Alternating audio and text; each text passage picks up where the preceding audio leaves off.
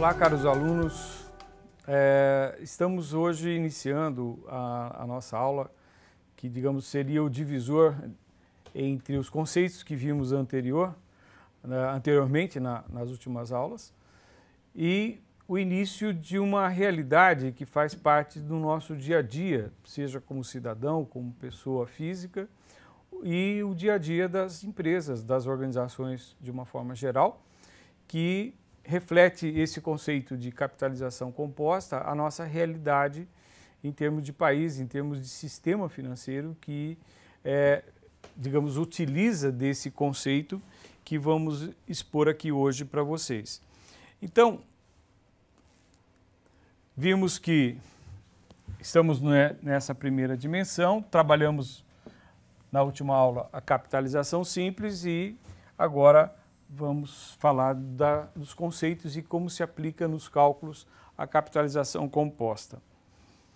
Muito bem, então a capitalização composta também é a expressão da remuneração do capital, como já vimos anteriormente. E o conceito de juros compostos nesta remuneração do capital refere-se ao seguinte ponto conceitual e de muita importância. Ao final de cada um dos períodos de capitalização, ou seja, qualquer que seja o prazo de capitalização do reconhecimento do valor do dinheiro ao longo do tempo, né, nós vamos ter uma taxa de juros que vai incidir sobre o principal mais os juros do período anterior ou anteriormente acumulado. Então, isso é a grande diferença entre o que vimos na aula anterior e o que vamos trabalhar conceitualmente e a aplicação desse conceito na aula de hoje, né? Lembrando que taxa e tempo de capitalização tem que estar na mesma unidade de tempo. Então, o que vimos na capitalização simples não se modifica em nenhum outro momento, desde aquele que aceitamos que isso tem que estar, digamos, equilibrado em termos de unidade de tempo e capitalização. Muito bem. Então, como que eu calculo um montante, ou seja, o valor futuro, né, e o principal, o valor presente em capitalização composta? Da mesma forma em que fizemos para a capitalização simples, nós vamos exemplificar genericamente período por período e vamos chegar numa fórmula geral. Então, como que nós chegamos nessa formulação geral? Reconhecendo o valor dos juros no primeiro período, substituindo o que nós temos como conceito, ou seja, juros, né, é o valor aplicado vezes a taxa. No segundo período, nós vamos ter o montante do período anterior mais os juros do novo período. Só que, neste caso, quando a gente substitui o valor acumulado e a taxa de juros incide sobre o valor acumulado, nós vamos ter uma expressão diferente. Vai aparecer que o valor aplicado vai ser capitalizado de forma exponencial e não somando de forma linear, como a gente viu na capitalização simples. E se eu vou repetindo isso para um terceiro período, nós vamos chegar a uma expressão desta natureza e que, transpondo para uma fórmula geral, sempre que eu estiver expresso que trabalhamos com capitalização composta, a capitalização, o conhecimento do montante de um capital inicial aplicado vai ser dado por essa expressão. E se eu tenho o valor do montante e quero saber o valor do presente que gerou esse montante, eu tenho que fazer a divisão e não a multiplicação, né? Isolando, a gente traz esse fator de acumulação de capital para o outro lado da equação e a gente fica com uma fórmula específica para conhecer o valor presente.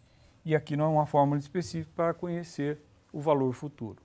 Então vamos ver um exemplo e assim a gente consolida, né? Mas antes do exemplo, tem uma situação que a gente colocou numericamente aqui, como se calcula e tem números diferentes por mudança de capitalização. Então, o que nós temos aqui nesse slide? A representação, se eu tiver um capital de 1.000, né, durante 3 anos a uma taxa de 20% ao ano, como que se comporta utilizando essa expressão aqui que nós desenvolvemos hoje e resgatando aquela fórmula geral ou a equação geral de capitalização simples que nós vimos na aula passada. Então, da aula passada a gente viu que é assim que a gente calcula a capitalização simples e aqui agora, com a nova fórmula, como que ficaria o montante. Então, aqui dá para perceber o valor do rendimento e como a gente vai acumulando linearmente pela capitalização simples. Olha. No primeiro período, a taxa de 20%, a gente identifica 200, tá? De forma linear. E quantos outros períodos eu tivesse aqui, nós teríamos sempre a mesma razão de acumulação de capital na forma de juros referente aqui a 200 por ano. E o processo de juros compostos ou a capitalização composta. Então vejam que no primeiro momento, no momento 1, aqui pelo tempo ano, no final do ano 1, o montante é exatamente o mesmo. Por quê? No primeiro período de capitalização, a base de cálculo de juros é a mesma. Qual? 1.000. A partir do segundo ano é que a gente vai perceber a diferença. Porque agora, aqui ó, os juros são calculados no segundo período a partir do montante do capital inicial mais os juros do período anterior. Então, o 20% ao ano aqui no segundo período vai incidir sobre 1.200 e não 1.000 como está aqui. E não 1.000 como foi no primeiro ano. E assim a gente vai fazendo sucessivamente. E isso vai mostrando a diferença no montante. Ou seja, ó, no terceiro período, né, 1.600 contra 1.728. E aqui a gente trouxe a representação gráfica, ele está bem ampliado para que vocês percebam a diferença. Ou seja, somente no final do primeiro período de capitalização é que tanto os juros compostos quanto os juros simples serão de idêntico valor, né? Matematicamente, até se diz que essa curva de capitalização composta, antes do final do primeiro período de capitalização, a gente tem inclusive diferença entre a variação linear e a variação exponencial. E aí o que acontece a partir do primeiro período? Vai se aumentando a distância entre o valor da capitalização simples com o valor da capitalização composta, como a gente viu numericamente aqui. E se eu capitalizasse sucessivamente esses 1.000 por ano aí, a uma determinada taxa, nós teríamos exatamente essa expressão de uma equação representada por uma reta, por uma variação linear, que é o juros simples, e o exponencial, que seria a capitalização composta. Ou seja, quanto mais a gente capitaliza o capital inicial por juros compostos, mais distante ficará o montante ao longo do tempo, né? Criando essa diferença aqui, né, no mesmo momento. Olha a diferença, o delta que representa uma capitalização simples e uma capitalização composta. Então, essa é uma realidade que nós temos no nosso sistema financeiro no Brasil, né? Isso não acontece em alguns países do mundo em que não se utiliza capitalização composta, né? Algumas nações utilizam no seu sistema financeiro exatamente a capitalização simples.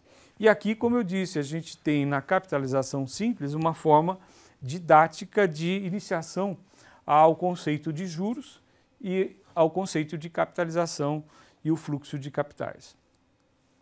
Então vamos a um exemplo e aqui a gente resgata o que vimos na aula anterior.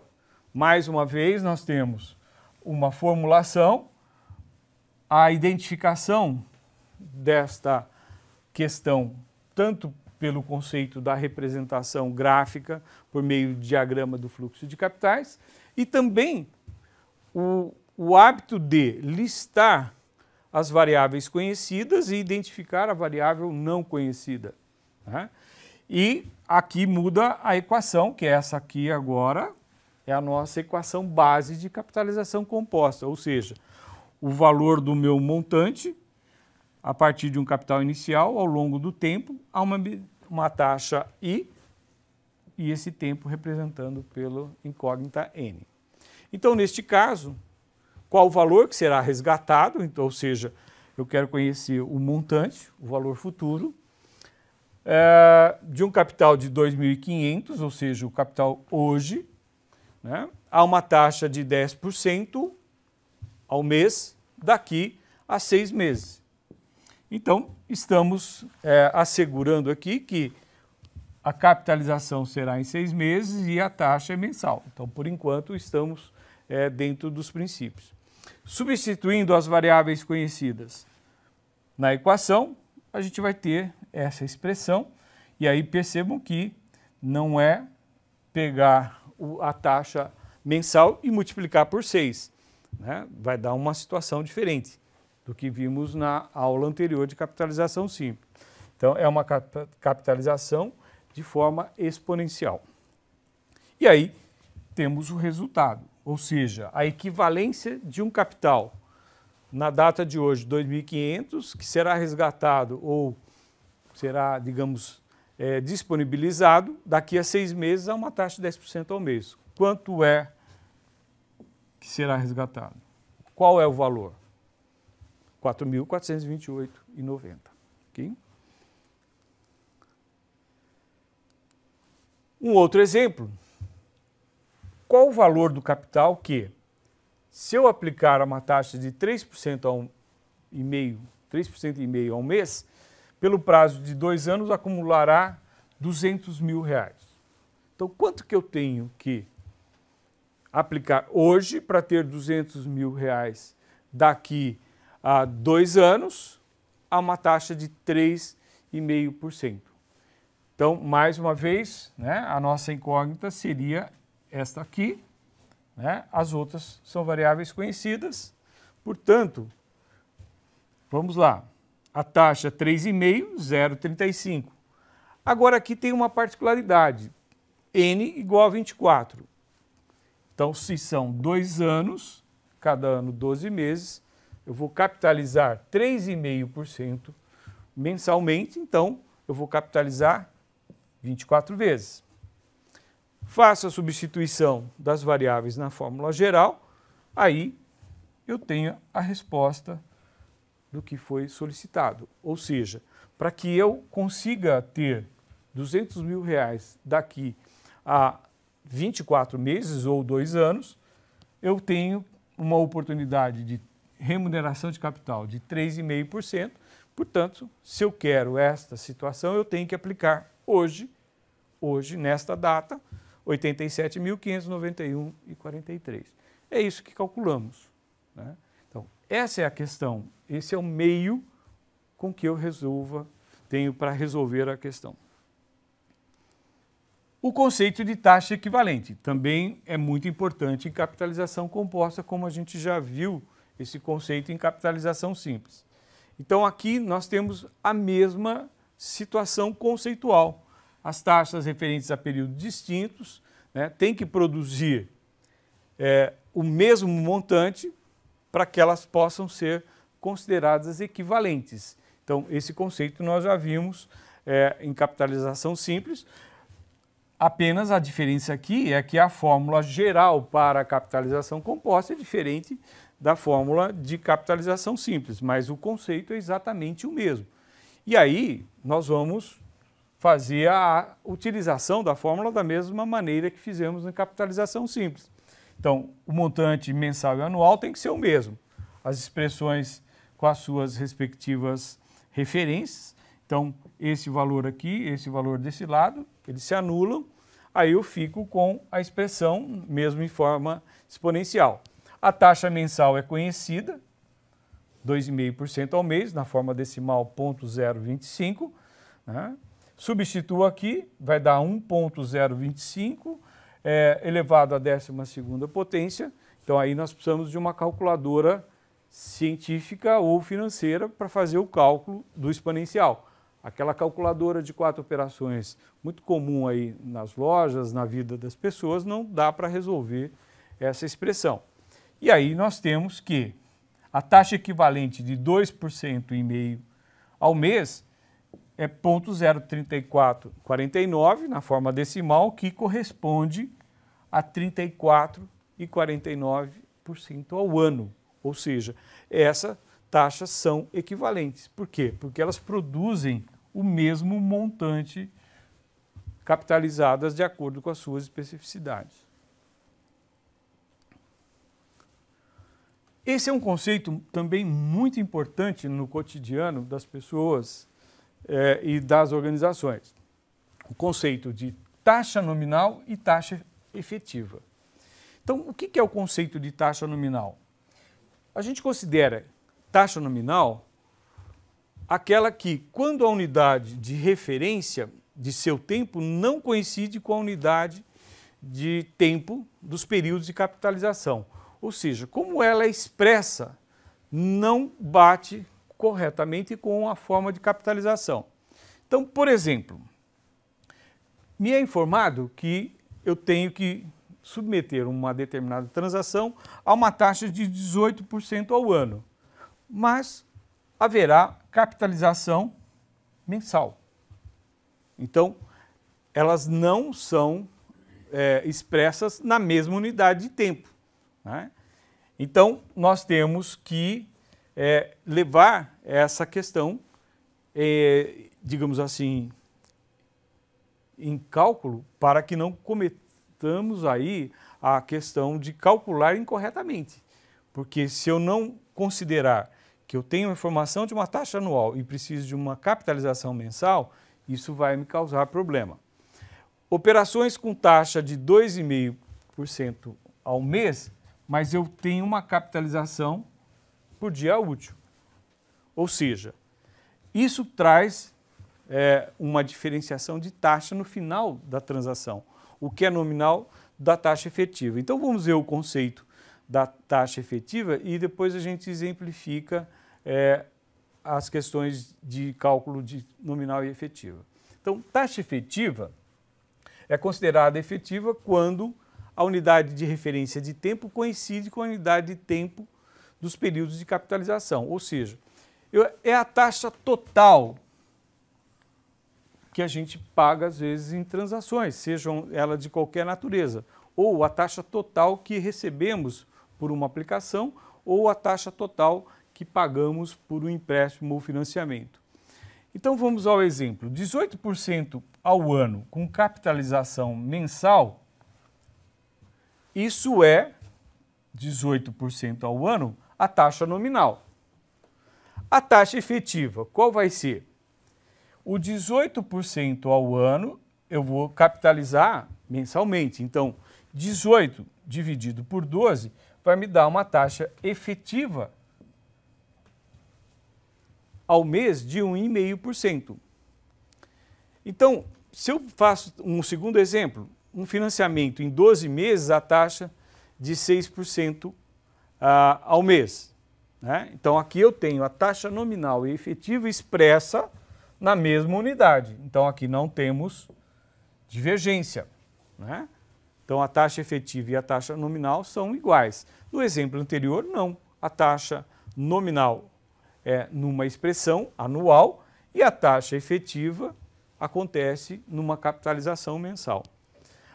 Aqui temos um grande exemplo, muito fácil de ser compreendido, porque faz parte do dia a dia das pessoas. A questão da poupança.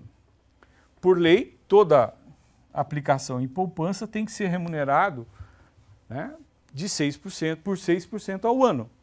Mas a capitalização é mensal. Então, a taxa efetiva é 0,5% ao mês. E a taxa, a taxa com capitalização mensal de 6% ao ano, 6 dividido por 12 dá uma taxa nominal de 0,5% ao mês. Mas quando eu capitalizo, esse 0,5% ao mês gera uma taxa efetiva de 6,16778. Ou seja, a capitalização mensal alterou a taxa efetiva. Então, a taxa nominal de 6% ao ano, capitalizado 0,5% ao mês, na verdade, cada R$1.000 que eu aplicar, ele vai render ao ano 6,16778. Diferente do que simplesmente eu considerar os 6% ao ano. E por último, a questão da equivalência de capitais a juros compostos, da mesma forma que nós fizemos para a capitalização simples.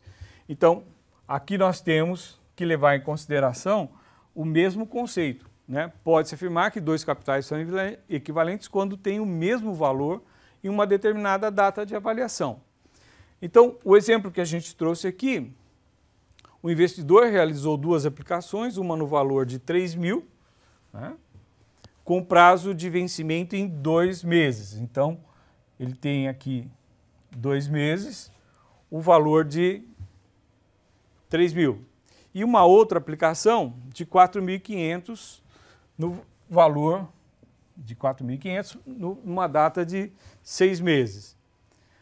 Um mês depois da efetivação da aplicação, assumiu um compromisso financeiro e renegociou com a instituição financeira, que acertou resgatar o capital equivalente na data 4. Então, ele renegociou as aplicações, ele quer o seu capital de volta na data 4, mas ele quer manter a mesma situação pactuada. E ele fez a renegociação na mesma taxa da aplicação, de 10% ao mês. Então, vamos utilizar as nossas fórmulas conhecidas para a resolução dessa questão de equivalência de capitais, considerando juros compostos. Então, aquele capital que estava numa data anterior, ele precisou ser capitalizado, né, como a gente mostrou aqui no diagrama. Esse capital vai vir para cá e esse capital tem que ser considerado em uma data anterior à que estava previsto. Então, o que estava na data 1 precisou ir para a data, aliás, desculpe, na data 2 precisou ir para a data 4. Então, 2 períodos de capitalização, ele se transforma em 3.630, quando originalmente era 3.000. E o que estava na data 6, 4.500, teve que ser trazido a valor da data 4. Então, ele foi descapitalizado. Então, era 4.500, que virou 3.719. Então, quanto que ele vai receber por equivalência de capitais referente a essas duas aplicações em datas diferentes? E aí vem aquela situação que nós já vimos conceitualmente. Eu posso somar esse capital com esse capital sem nenhum problema. Por quê? Porque os dois são capitais equivalentes a um outro na mesma data. Qual data? A 4. Então, neste momento, eu posso somar. E aí digo que ele resgatará 7.349.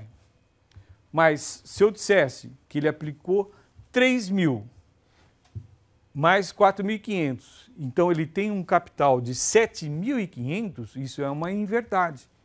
Por quê? Eu somei um capital numa data com um capital em outra data. E a gente viu que conceitualmente não se pode fazer isso. Então, isso vai influenciar em muitas decisões de ordem financeira quando o cálculo realmente tiver que ser preciso, né? É evidente que por aproximação muita gente faz cálculos dessa natureza, somando capitais em datas diferentes. Muito bem. Então, com isso, nós temos os principais conceitos de capitalização composta. Será muito importante vocês continuarem as leituras recomendadas. Mais uma vez, recomendo entender os exercícios resolvidos para que vocês possam ter segurança na resolução dos exercícios propostos nas atividades referentes a essa aula. E não deixe sempre de acompanhar outros conhecimentos que estão alinhados a cada aula. Sempre vamos deixar essa recomendação de leitura de atividades complementares para que vocês possam consolidar o eixo de conhecimento em finanças que estamos, digamos, com essa proposta desde o início das nossas atividades com essa disciplina. Então, até a nossa próxima aula, quando continuaremos com novos conceitos de matemática financeira que vão suportar o que vamos trabalhar com o contexto de engenharia econômica e financeira nessa disciplina. Muito obrigado e até a próxima aula.